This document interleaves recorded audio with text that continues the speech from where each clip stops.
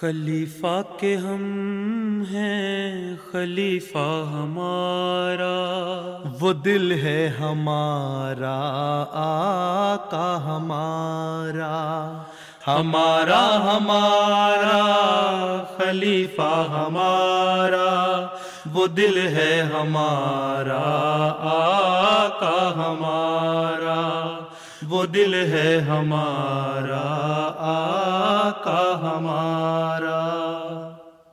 Assalamualaikum dan selamat datang dalam program Hadis Week with Huzur. Kami dengan hormat mempersembahkan kepada Anda sorotan dari sebuah mulakat dengan khudam dari Amerika Serikat. Selain itu, Huzur dengan murah hati memberikan kesempatan berfoto bersama delegasi dari Belgia dan Jerman. Kita mulai dengan mulakat hari Senin, di mana Huzur dengan murah hati bertemu dengan anggota khudam dari Amerika. Assalamualaikum.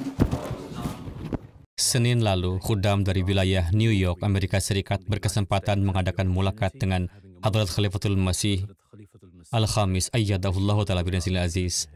Para khudam telah melakukan perjalanan khusus untuk mulakat tersebut yang diadakan di Islamabad, Inggris. Semua khudam berkesempatan memperkenalkan diri dan meminta bimbingan Huzur mengenai berbagai masalah keagamaan dan kontemporer yang mempengaruhi kaum muda. Huzur, dalam kasus di mana kita pernah berbuat salah kepada seseorang, kapan kita harus berhenti meminta maaf kepada mereka dan hanya memohon ampunan kepada Allah Ta'ala? Jazakallah. Mengapa Anda harus berbicara secara salah atau tidak adil kepada seseorang? Anda harus menunjukkan akhlak yang baik. Sebagai seorang Ahmadi, Anda harus berperilaku seperti orang yang lembut dan baik hati, dan bukan perilaku seorang Ahmadi untuk berbicara salah atau tidak adil kepada seseorang. Tetapi kapanpun Anda menyadari bahwa Anda telah melakukan sesuatu yang salah dan Anda tidak benar, atau bahkan Anda telah melampaui batas, maka Anda harus segera meminta maaf. Itu menyenangkan Allah, dan itulah yang Allah inginkan dari kita. Oke? Baik, Huzur. Pertanyaan saya adalah bagaimana saya mengatasi keraguan atau kelemahan rohani. Hal pertama adalah Anda melaksanakan salat 5 waktu dan berdoa kepada Allah Ta'ala agar Allah Ta'ala menghilangkan semua keraguan Anda, apapun yang muncul di pikiran Anda. Anda bersujud di hadapan Allah dan Anda dalam posisi sujud dan ruku. Mohon ampunan dari Allah Ta'ala dan mohon kepada Allah Ta'ala agar Dia membimbing Anda ke jalan yang benar. Setiap kali Anda membaca surah Al-Fatihah, Anda harus berulang-ulang membaca Ihdinas Siratal Mustaqim. Tunjukilah aku ke jalan yang lurus. Oke? Dan selain itu, Anda berusaha meningkatkan pengetahuan agama. Bacalah Al-Quran suci dan cobalah memahami maknanya. Dan jika memungkinkan, bacalah tafsir Al-Quran suci. Oke? Maka Anda akan mengetahui apa ajaran Islam, bagaimana Anda dapat mendekatkan diri kepada Allah Ta'ala. Oke? Kemudian selain itu, Anda juga harus berusaha membaca beberapa buku agama, terutama buku-buku Hadrat Masih Maud alaihissalam, dan dari situ bagaimana Anda bisa menjadi orang yang baik, orang yang religius. Hadrat Masih Maud alaihissalam bersabda, saya telah menulis sebuah buku, Bahtera Nuh. Bacalah buku itu juga akan membimbing Anda. Oke? Jadi semuanya tergantung pada usaha Anda sendiri. Selama mulakat, salah satu khudam bertanya kepada Huzur bagaimana mengatasi kebiasaan menunda pekerjaan hingga menit-menit terakhir. Itu adalah sifat kita orang Asia untuk menyelesaikan tugas di menit-menit terakhir. Tugas tidak diselesaikan tepat waktu dengan perencanaan yang baik. Selain itu sudah menjadi tabiat dalam jemaat. Sedemikian rupa sehingga bahkan di tingkat jemaat pun orang-orang mengatakan bahwa mereka akan menyelesaikan pekerjaan pada jam ke-11 alih-alih menyelesaikannya sebelumnya dengan perencanaan yang baik. Ini juga terjadi pada para mubalik kita yang tidak melakukan perencanaan dengan baik. Oke? Inilah sebabnya ada peribahasa yang terkenal dalam bahasa Punjabi yang artinya bahwa ketika rombongan pengantin pria datang ke rumah Anda pada satu pernikahan, saat itulah orang-orang mulai mempersiapkan pengantin wanita. Saat itulah mereka menindik telinga si pengantin wanita agar dia bisa memakai anting-anting yang ingin dia pakai. Pada dasarnya ini berarti bahwa orang-orang memiliki kebiasaan menyelesaikan pekerjaan pada menit-menit terakhir yang merupakan kebiasaan yang sangat buruk. Oke? Anda harus berusaha menyelesaikan pekerjaan Anda lebih awal. Anda harus terlebih dahulu mengetahui pekerjaan yang harus Anda selesaikan. Tulislah dalam urutan prioritas sehingga Anda tahu bahwa inilah tugas-tugas yang perlu diselesaikan pada waktu tertentu. Setelah Anda terbiasa melakukan hal ini, maka Anda akan secara alami terbiasa menyelesaikan tugas-tugas yang diperlukan tepat waktu. Huzur tercinta, bagaimana kita dapat menjaga keseimbangan dalam hubungan kita di rumah dan tanggung jawab rohani kita? Hubungan Anda di rumah terutama adalah dengan orang tua dan saudara-saudara Anda. Oke? Perlakukanlah mereka dengan baik. Pertama-tama, laksanakan salat 5 waktu dan berdoalah untuk mereka dalam salat Anda. Ketika Anda berdoa untuk seseorang, Anda akan mengembangkan sudut hati yang lebih lembut untuk mereka, bahkan untuk saudara-saudara Anda. Dan Anda juga akan mengembangkan tingkat rasa hormat yang lebih besar kepada orang tua Anda. Jadi, berdoalah untuk hal ini dalam salat Anda. Oke? Tanggung jawab pertama Anda adalah pendidikan Anda. Ketika Anda menempuh pendidikan, Anda tidak melakukan kebaikan kepada siapapun. Sebaliknya, Anda menempuh pendidikan untuk membuat masa depan yang lebih baik bagi diri Anda sendiri. Jika saat fokus pada studi Anda, adik laki-laki atau perempuan Anda mengganggu Anda, alih-alih marah, cukup tutup pintu Anda dan lanjutkan belajar di ruangan terpisah. Semua ini tergantung pada bagaimana seseorang berhasil mengendalikan emosinya. Oke? Menjaga keseimbangan berarti Anda memahami dengan jelas apa saja tanggung jawab Anda. Anda harus tahu bahwa ini adalah tanggung jawab Anda terkait studi, ini adalah tanggung jawab Anda kepada Allah Ta'ala, tanggung jawab untuk menghormati orang tua dalam berhubungan dengan saudara-saudara Anda. Setiap orang memiliki hak mereka masing-masing yang harus dipenuhi, dan Anda harus memenuhinya. Huzur tercinta, Allah berfirman dalam Al-Quran Suci bahwa salat mencegah perbuatan keji dan mungkar. Tetapi banyak orang masih melakukan dosa meskipun mereka salat secara teratur. Mengapa hal ini terjadi dan bagaimana kita dapat membuat salat kita benar-benar transformatif? Allah Ta'ala juga berfirman dalam Al-Quran Suci bahwa salat Anda tidak akan diterima jika tidak dilakukan dengan benar. Bahkan, salat itu akan membawa Anda ke neraka. Meskipun faktanya salat mencegah Anda dari perbuatan keji dan mungkar, dia juga berfirman bahwa salat dapat membawa Anda ke neraka. Oke? Mengapa? Karena Anda tidak melaksanakan salat Anda sesuai dengan ajaran Al-Quran Suci dan ajaran Allah Ta'ala. Allah Ta'ala berfirman, ketika kalian melakukan salat, hal pertama adalah kalian harus memiliki keyakinan yang teguh kepada Allah Ta'ala, bahwa Allah Ta'ala melihat semua tindakan dan perbuatanmu. Dia mengawasimu sepanjang waktu. Oke? Kedua, kamu menunaikan kewajiban-kewajiban yang kamu miliki terhadap sesama manusia. Jika kamu melaksanakan salat tetapi tidak berperilaku sopan terhadap orang lain atau berperilaku tidak adil, seperti yang dia katakan atau salah, maka Allah Ta'ala berfirman, tidak. Karena Anda tidak menunaikan kewajiban-kewajiban yang Anda miliki terhadap sesama manusia, aku tidak akan menerima doa-doamu. Jadi Allah Ta'ala berfirman, hal pertama adalah jika kalian melaksanakan salat, mengikuti petunjukku, patuhi, dan ikuti semua perintahku, tunaikan kewajiban-kewajiban yang kamu miliki terhadap sesama manusia. Kemudian, tentu saja, aku akan menerima doa-doamu. Apapun yang kalian minta dariku, aku akan menerimanya. Dia telah berfirman, Allah Ta'ala telah berfirman dalam surah Al-Baqarah bahwa pertama-tama kalian mengikuti petunjukku dan memiliki keyakinan yang teguh kepadaku dan menerima semua perintah dan ketentuanku, maka aku akan menerima doa-doamu. Dan kemudian dia akan menjadikanmu orang yang baik dan mendapat petunjuk yang benar. Inilah sebabnya saya katakan bahwa Allah Ta'ala juga telah mengajarkan kita doa, ihdinas siratal mustaqim, yakni tunjukilah kami ke jalan yang lurus. Dia berfirman agar kamu berkata, ya Allah Ta'ala, tunjukilah aku ke jalan yang lurus. Jadi jika Anda terus-menerus membaca doa ini, maka tentu saja Allah Ta'ala akan mencegah Anda dari hal-hal yang tidak senonoh dan perbuatan salah. Jika tidak, maka tidak. Oke? Jadi ada filosofi di baliknya, bukan sekedar jika Anda berdoa dan membaca surah Al-Fatihah, Alhamdulillahirabbil alamin, sementara pikiran Anda mengembara ke tempat lain. Tidak. Sekarang Anda harus berkonsentrasi penuh dalam salat Anda. Ketika Anda salat dan Anda mengucapkan Alhamdulillahirabbil alamin, Anda harus tahu apa arti dari Alhamdulillahirabbil alamin. Mengapa saya mengatakan Alhamdulillahirabbil alamin? Mengapa? Ketika Anda mengucapkan ihdinas siratal mustaqim, Anda harus tahu apa arti dari ihdinas siratal mustaqim. Mengapa saya harus membacanya? Kemudian berdoalah kepada Allah Ta'ala dengan sungguh-sungguh bahwa, ya Allah, aku telah membaca semua doa yang telah Engkau ajarkan kepada kami. Sekarang jadikanlah hidupku baik dan semua perbuatanku sesuai dengan perintahmu, kehendakmu, dan keinginanmu.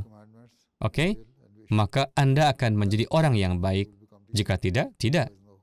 Huzur, Hadrat Rasulullah SAW telah mengajarkan kepada kita bahwa makna ihsan adalah beribadah kepada Allah Ta'ala seolah-olah kita dapat melihatnya dengan mata kita. Dan jika kita tidak dapat mencapai tingkatan ini, maka setidaknya kita harus memiliki kesadaran bahwa Allah Ta'ala pasti sedang melihat kita. Pertanyaan saya adalah bagaimana kita dapat secara praktis menerapkan ketulusan dan fokus seperti itu dalam ibadah kita sehari-hari. Fikiran seseorang berkelana ke sana kemari selama beribadah. Hadrat Masih Maud alaihissalam telah menulis di suatu tempat bahwa salah satu perintah Allah Ta'ala adalah untuk mendirikan salat, menegakkan salat. Salah satu makna menegakkan salat adalah ketika seseorang tergoyahkan dalam salatnya, mereka harus menegakkannya kembali dengan melaksanakan salat lagi. Ketika Anda tergoyahkan dalam salat Anda lagi, teguhkanlah kembali dalam salat. Untuk mendirikan salat, seseorang harus melaksanakan salat-salat yang telah Allah ajarkan kepada mereka berulang kali. Bacalah ihdinas siratal mustaqim. Berdoalah dalam salat Anda untuk ditunjukkan ke jalan yang benar dan agar Allah memampukan Anda untuk melaksanakan salat Anda dengan cara yang benar. Selain itu, karena Allah sedang melihat Anda, jika iman Anda belum mencapai tingkat di mana Anda merasa melihatnya, seseorang harus memiliki pola pikir bahwa mereka sedang bersujud di hadapan Allah Ta'ala dan memohon doa kepadanya. Allah Ta'ala ada di mana-mana. Allah Ta'ala berfirman, manifestasiku dapat disaksikan dalam apa yang terlihat, yang ada di atas, yang ada di bawah, dan dalam yang tak terlihat. Dengan demikian, aku hadir di mana-mana. Jadi, jika tingkat keimanan ini belum berkembang di mana seseorang memahami bahwa Allah Ta'ala ada di mana-mana, atau di mana seseorang memahami bahwa mereka dapat melihat Allah, setidaknya seseorang harus percaya bahwa Allah Ta'ala sedang mengawasi saya. Saya baru saja menjelaskan bahwa selalu berpikirlah bahwa Allah Ta'ala sedang mengawasi setiap tindakan Anda. Dan jika Allah Ta'ala mengawasi semua tindakan Anda, maka pemikiran ini secara alami muncul dalam pikiran seseorang bahwa saya tidak boleh melakukan kesalahan yang tidak menyenangkan Allah Ta'ala, di mana saya dihukum. Seseorang harus tahu bahwa ada kamera CCTV yang memantau saya. Dengan cara ini, Anda tidak akan melakukan apapun yang salah. Ketika seseorang tahu tidak ada sistem seperti itu, dan karena itu seseorang dapat melakukan apa yang mereka inginkan, maka mereka akan melakukan apapun yang mereka inginkan. Jadi saat menunaikan salat, selalu ingatlah bahwa CCTV Allah Ta'ala terpasang dan beroperasi di mana-mana. Inilah esensi sejati dari memahami untuk melihat Allah Ta'ala. Huzur, bagaimana Huzur memilih surat mana yang akan dijawab secara pribadi dan mana yang dijawab oleh sekretaris pribadi Huzur? Tentang permohonan doa. Jadi biasanya, jika tidak ada hal khusus di dalamnya, saya meminta sekretaris pribadi untuk menjawab surat-surat tersebut.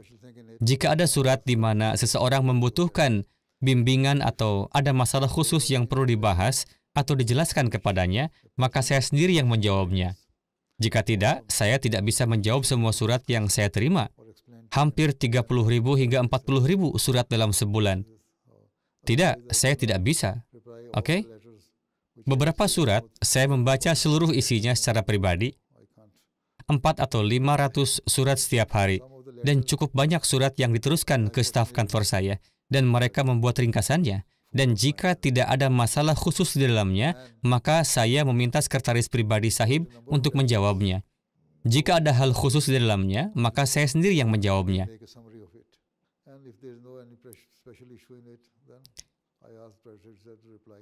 Jika ada bimbingan khusus yang Anda butuhkan, maka Anda bisa mengatakan di dalam surat Anda, ini spesial atau mendesak.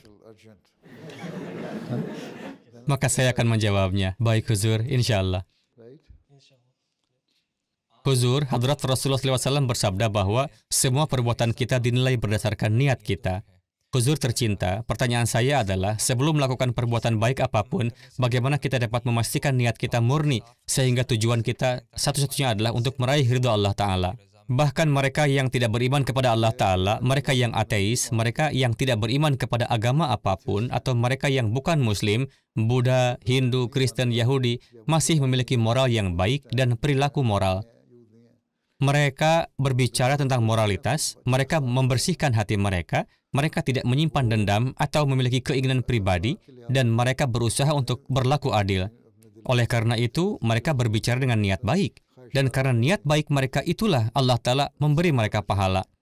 Namun, katakanlah Anda berusaha memperbaiki seseorang yang telah melakukan kesalahan, dan Anda ingin membantu memperbaiki mereka. Memperbaiki seseorang adalah hal yang baik. Tetapi niat Anda adalah untuk menunjukkan kesalahan mereka di depan orang lain dan menyuruh mereka berhenti, maka niat Anda keliru. Anda tidak akan diberi pahala atas perbuatan ini. Sebaliknya, Anda akan melakukan dosa karena Anda memiliki niat buruk. Jika seseorang memiliki niat baik, maka mereka berpikir sebelum berbicara. Ini berarti bahwa seseorang harus melakukan hal-hal yang semata-mata untuk mendapatkan ridho ilahi dan dilakukan dengan niat yang murni dan untuk tujuan membantu memperbaiki orang lain. Ketika ini adalah mentalitasnya, maka Allah Ta'ala memberikan pahala. Adapun memurnikan niat, mengapa seseorang memiliki niat buruk? Hanya orang yang hatinya telah disusupi setan yang memiliki niat buruk. Oleh karena itu, Anda harus terlebih dahulu membaca A'udzubillahi minasyaitonirrajim sebelum setiap urusan.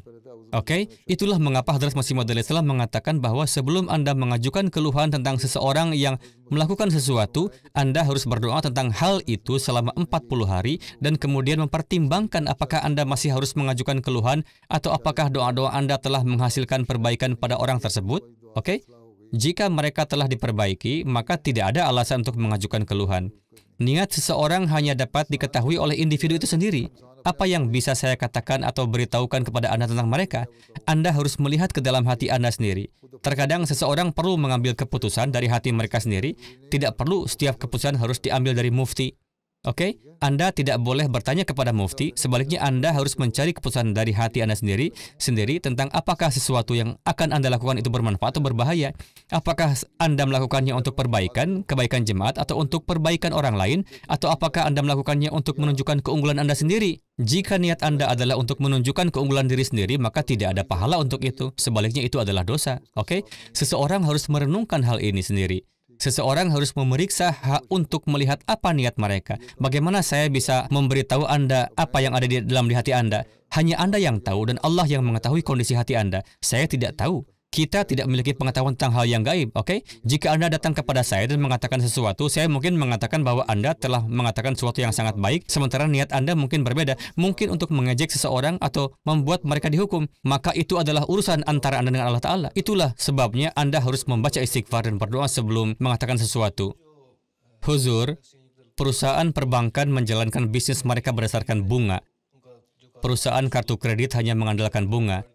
Demikian pula perusahaan hiburan dan media lainnya seperti Google dan Netflix dan sebagainya memiliki beberapa konten yang baik, tetapi juga konten yang tidak senonoh.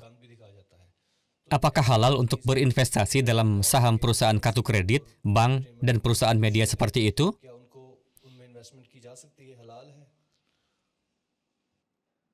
Faktanya, perbuatan dinilai berdasarkan niat Anda. Tidak ada bisnis di dunia ini yang tidak melibatkan kesalahan. Baik itu saluran TV nasional atau lainnya, atau saluran milik perusahaan terbatas, mereka juga mengizinkan vulgaritas dalam iklan mereka. Oke? Siapapun yang mengiklankan produk mereka menggunakan wanita telanjang dalam iklan mereka, jika Anda menyelidiki secara mendalam, Anda tidak akan bisa berpartisipasi dalam bisnis apapun. Oke? Jadi, niat Anda harus suci. Memang, jika Anda menemukan bisnis yang lebih baik yang bebas dari keburukan seperti itu, maka lebih baik berinvestasi di sana daripada pilihan-pilihan ini. Namun, jika itu masalah kebutuhan, maka itu sama sekali berbeda, oke?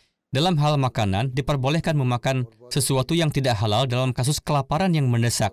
Jadi, seseorang yang berinvestasi memiliki uang dan tidak dapat dianggap dalam kategori ini. Dia bisa berinvestasi di tempat lain. Dia tidak terpaksa berinvestasi di perusahaan-perusahaan yang mengizinkan vulgaritas dan ketidaksenonohan seperti itu. Lebih baik menjaga diri dan menghindari investasi seperti itu jika memungkinkan bagi Anda, terutama dalam kasus di mana Anda yakin bahwa hal-hal yang salah terjadi di dalamnya. Dan jika Anda telah berinvestasi di perusahaan-perusahaan seperti itu, maka itu harus dengan niat bahwa Anda berinvestasi untuk upaya-upaya baik mereka. Ini adalah perbedaan yang sangat halus. Anda harus memikirkan hal ini secara mandiri. Jika Anda bertanya kepada saya secara pribadi, saya tidak akan berinvestasi di perusahaan-perusahaan seperti itu jika saya memiliki uangnya. Huzur, beberapa hari terakhir saat salat bermakmum kepada Huzur di Islamabad, saya memperhatikan bahwa selama salat subuh, Huzur cenderung membaca surah-surah yang lebih panjang. Apakah ada alasan atau makna di balik itu? Huzur bersabda, itu adalah sunnah Rasulullah SAW. Rasulullah SAW biasa membaca surah-surah panjang selama salat subuh, dan itu adalah praktik semua khulafa Rashidin dan khulafa Jemaat Ahmadiyah lainnya. Itulah sebabnya untuk mengikuti sunnah Rasulullah SAW. Oke? Baik kalau begitu. Ketika mulakat berakhir, para khudam berkesempatan untuk berfoto bersama Huzur. Selama akhir pekan, pada hari Sabtu, khudam dan atfal dari Belgia, serta delegasi khudam dari Jerman, mendapat kehormatan untuk berfoto bersama Huzur. Setelah sesi foto, Hadrat Khalifatul Masih Ayyadahullahu Ta'ala bin Aziz dengan penuh kasih berbicara kepada beberapa peserta. Pengalaman saya terkejut bahwa beliau memperhatikan saya, beliau berbicara kepada saya tidak mengerti bahasa Urdu, jadi Huzur menanyakan asal-muasal saya. Saya menjawab bahwa saya dari Belgia, asal Yaman. Ini adalah pengalaman yang sangat mendebarkan bagi saya. Huzur berbicara kepada saya dengan penuh kasih, jadi saya sedikit tegang. Tapi saya juga sangat bahagia. Huzur yang tercinta melimpahkan kasih sayang yang luar biasa kepada kami dan berbicara kepada khudam dan atfal kami. Faktanya adalah, betapapun bersyukurnya kita kepada Allah Ta'ala, itu tidak akan pernah cukup. Kami tidak layak menerima kasih sayang ini. Itulah beberapa kegiatan Huzur yang tercinta selama minggu lalu. Kita akhiri dengan segmen terakhir, yakni ringkasan khutbah Jumat. Dalam khutbah Jumat hari ini, Huzur Ayyadahullahu Ta'ala bin Aziz berbicara mengenai berbagai ekspedisi setelah Perang Khaybar. Menjelang akhir khutbahnya, Huzur menginstruksikan doa untuk para Ahmadi di Pakistan. Saat ini saya ingin membuat seruan khusus untuk berdoa bagi para Ahmadi di Pakistan. Para Ahmadi Pakistan juga harus berdoa untuk diri mereka sendiri. Seperti yang telah saya katakan, mereka harus fokus pada membaca salawat, dan mereka harus membaca yang berikut ini 200 kali sehari. Subhanallah wa bihamdihi subhanallahil azim. Allahumma sholli ala Muhammad wa ali Muhammadin. Perhatian terbesar yang mungkin harus diberikan terhadap hal ini. Jika kita berlaku adil dalam memanjatkan doa dan memberikan perhatian yang semestinya, barulah akan ada kemajuan. Perhatian yang seharusnya diberikan kepada doa belum diberikan.